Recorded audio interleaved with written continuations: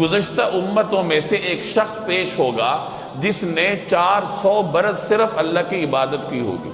کہ اللہ ان کو عذاب نہیں دے گا جب تک یہ استغفار کریں گے، اور اجر ہے وہ 70 گنا تک بڑھ جایا کرتا ہے۔ اور اسی رمضان المبارک میں لیلۃ القدر بھی ہے جو 1000 مہینوں کی عبادت کا اجر رکھتی ہے۔ اگر کوئی شخص لیلۃ القدر میں عبادت کرتا ہے،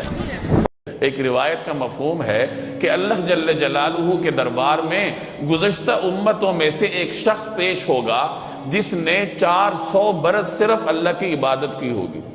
اور ساتھ ہی اس آخری امت کا ایک شخص پیش ہوگا جس نے 40 برس اللہ کی عبادت کی ہوگی، اور اللہ کے دربار میں اس آخری امت کے اس شخص کو جس نے 40 برس عبادت کی ہوگی اس کو ترجیح دی جائے گی۔ تو وہ گزشتہ امتوں کا وہ شخص عرض کرے گا جس نے 400 برس عبادت میں گزارے ہوں گے کہ اے باری تعالیٰ آپ تو سب سے بڑھ کر عدل کرنے والے ہیں، میں نے 400 برس عبادت کی ہے اور اس کی 40 برس کی عبادت ہے، تو اس کی 40 برس کی عبادت کو میرے 400 برس پر مشتمل عبادات پر کیسے ترجیح دی گئی؟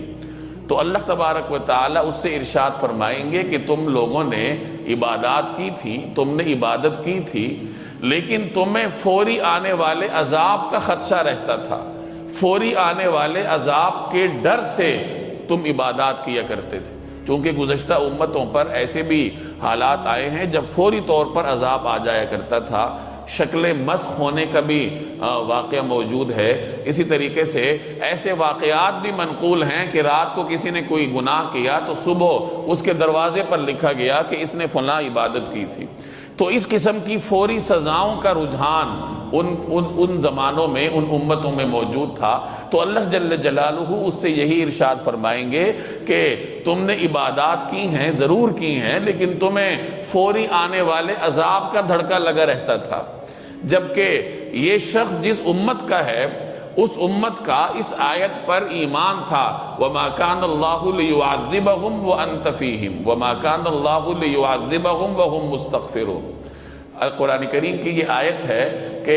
اللہ تبارک و تعالی ان کو عذاب نہیں دینے والا جبکہ آپ یعنی رسول اللہ صلی اللہ علیہ وسلم ان کے درمیان ہیں۔ گویا نبی کریم صلی اللہ علیہ وسلم کا بابرکت وجود اس امت پر سے عذاب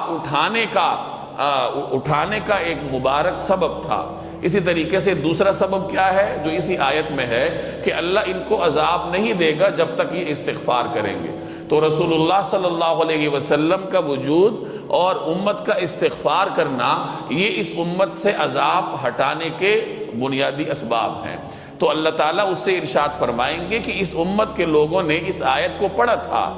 کہ جب تک یہ دو چیزیں ان کے درمیان ہیں، یہ لوگ استغفار کرنے والے ہیں، تو اللہ کا عذاب ان کے اوپر نہیں آئے گا۔ گویا ان کو یقین تھا کہ جب ہم استغفار کر رہے ہیں تو ہم پہ عذاب نہیں آئے گا، اور اس کے باوجود یہ عبادات کرتے تھے۔ تو اس روایت سے معلوم ہوا کہ اس امت کی عبادات کو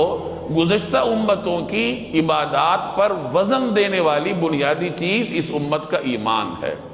اور خلوص نیت ہے،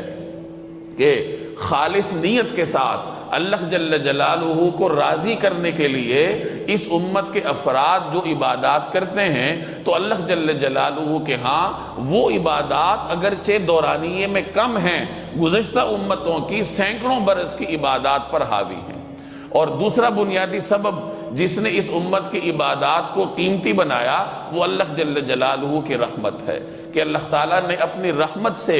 اس امت کی تھوڑی عبادات کو زیادہ اجر دینے کا وعدہ کیا ہے، اور تھوڑی عبادات کو زیادہ اجر دینے کے لیے اللہ جل جلالہ نے مختلف اسباب بنا رکھے ہیں۔ کچھ عبادات پر فضیلت دی، کچھ اوقات کو دیگر اوقات پر فضیلت دی، کچھ مہینوں کو دیگر مہینوں پر فضیلت دی۔ جیسے رمضان المبارک کا مہینہ ہے کہ اس میں ہر عمل کی جو نیکیاں ہیں اور اجر ہے وہ 70 گنا تک بڑھ جایا کرتا ہے، اور اسی رمضان المبارک میں لیلۃ القدر بھی ہے جو 1000 مہینوں کی عبادت کا اجر رکھتی ہے۔ اگر کوئی شخص لیلۃ القدر میں عبادت کرتا ہے تو گویا اس نے 1000 مہینوں میں عبادت کی۔ تو ایک رات میں عبادت کرنے والے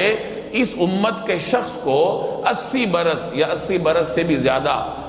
برس کی عبادت کا ثواب مل جاتا ہے۔ اب اگر کوئی شخص اپنی زندگی میں 10 رمضان پاتا ہے، 20 رمضان پاتا ہے اور وہ ان رمضان کے لیلۃ القدر میں عبادات کرتا ہے تو آپ 80 کو ضرب دیتے جائیے، اور اس طریقے سے اللہ تبارک و تعالیٰ کے ہاں اس امت کے